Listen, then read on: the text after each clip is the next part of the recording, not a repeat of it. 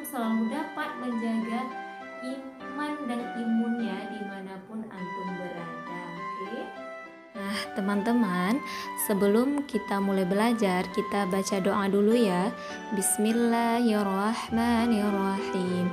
Allahumma inni as'aluka ilman nafi'an wa rizqan thayyiban wa amalan mutaqabbalan.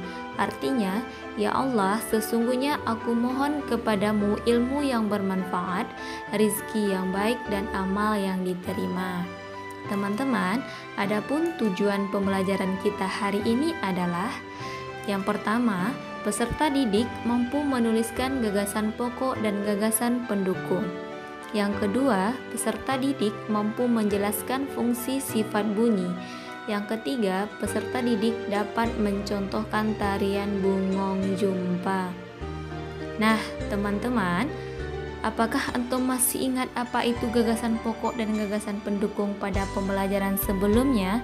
Tentu ya, teman-teman. Gagasan pokok adalah ide utama yang dapat dibahas dalam suatu bacaan. Dapat berupa kalimat inti atau berupa pokok paragraf. Sedangkan gagasan pendukung atau gagasan penjelas adalah uraian atau tambahan informasi untuk gagasan pokok. Gagasan pendukung umumnya lebih dari satu kalimat. Nah, teman-teman, Ustazah ingin bercerita. Untuk itu, dengarkan cerita Ustazah ya dengan judul Uniknya Gendang Belek. Seperti biasanya, ketika libur kenaikan kelas, Dayu dan adik-adiknya berlibur ke rumah nenek di Bali. Dayu selalu senang pulang ke Bali. Banyak hal di Bali yang tidak ditemuinya di Jakarta, tetapi liburan ini istimewa. Beli Oka pamannya mengajak Dayu dan adik-adik menyeberang ke Pulau Lombok. Wah, Dayu merasa senang. Dari cerita sepupunya di Bali, Lombok adalah pulau yang indah, sama indahnya dengan Bali. Lombok juga dikelilingi oleh pantai yang indah. Tetapi saat ini wisatawan yang datang ke Lombok belum seramai wisatawan di Bali. Dayu ingin tahu apa ya beda Bali dengan Lombok. Ternyata Beli Oka memahami rasa ingin tahu Dayu. Tiba di Lombok, diajaknya Dayu ke pemukiman suku Sasak, salah satu suku asli di Pulau Lombok. Kebetulan, teman Beli Oka yang bernama Beli Lalu adalah salah satu penghuni pemukiman tersebut. Beli Lalu memberitahu bahwa hari itu ada upacara pernikahan di pemukiman tersebut. Dayu, adik-adiknya dan Beli Oka datang tepat ketika upacara akan dimulai. Sama seperti upacara pernikahan di Bali, hari itu kampung Sasak penuh dengan hiasan adat. Semua orang berpakaian adat khas Sasak, tetapi satu hal yang menarik perhatian Dayu adalah pertunjukan musik adatnya. Serombongan laki-laki membawa gendang besar sekali, kata teman Beli Oka. Namanya gendang belek. Belek berarti besar. Wah, sesuai dengan namanya. Selain gendang, ada pula alat-alat musik lain yang menjadi pelengkap pertunjukan musik itu. Ada gong, terumpang, oncer, seluling, dan pencek. Menurut cerita Beli Lalu, dulu musik gendang belek ini dimainkan ketika berperang untuk memberi semangat pada prajurit. Sampai sekarang, beberapa atribut adat dalam pemain musik ini tidak ditinggalkan. Pemusik harus menggunakan sapu atau ikat kepala, bebet atau kain pelapis pinggang, dan dodot ikat pinggang yang bercocok batik. Dayu dan adik-adik senang sekali melihat pertunjukan musik gendang belek. Dung dung dung tang teng crek, ramai, seru dan membangkitkan semangat. Tidak jauh dari Bali, Pulau Lombok sudah memberikan wawasan kesenian yang berbeda. Tentu pulau-pulau lain memiliki kesenian yang unik juga di Indonesia ya. Itulah cerita tentang uniknya gendang belek ya teman-teman.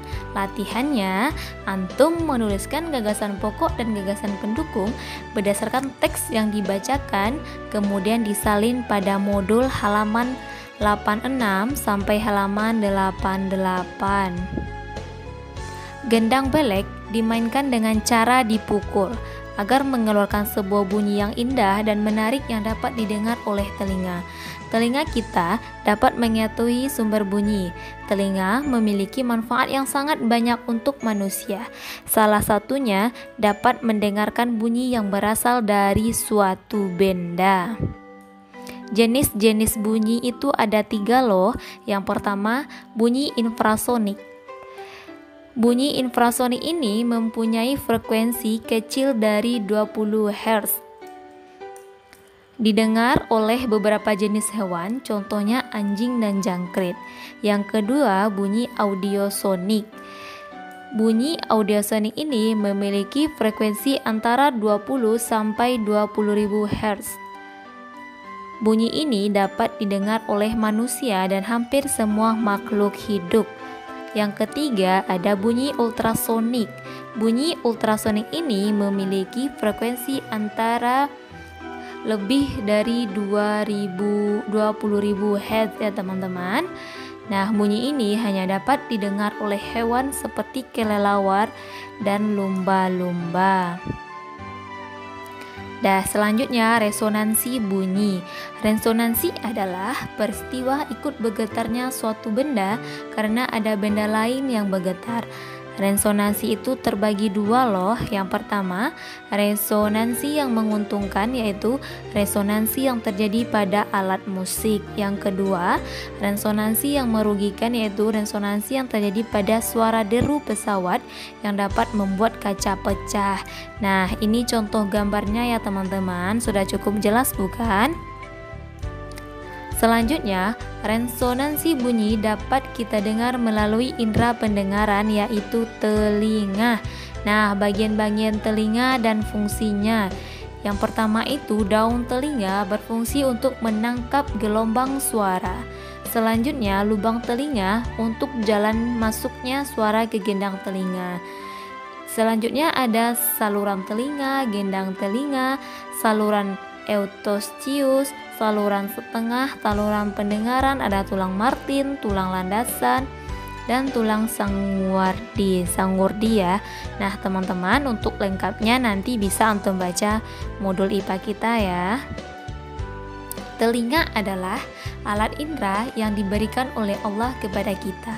Untuk itu, teman-teman semua harus mampu menjaga telinga dari berbagai penyakit yang bisa disebabkan oleh diri kita sendiri atau disebabkan oleh faktor orang lain. Membersihkan telinga dapat dilakukan dengan menggunakan benda yang lunak seperti kapas pembersih. Jangan sekali-sekali membersihkan telinga dengan benda yang keras dan tajam. Hal itu dapat merobek gendang telinga kita. Nah, selanjutnya kita masuk pada gerakan tarian bungong jumpa ya teman-teman. Sebelumnya antum juga sudah belajar ini. Yang pertama ada formasi gerakan A. Antum dapat melihat gambarnya ya. Yang kedua formasi gerakan B. Yang ketiga ada formasi gerakan C. Dan yang keempat ada formasi gerakan D.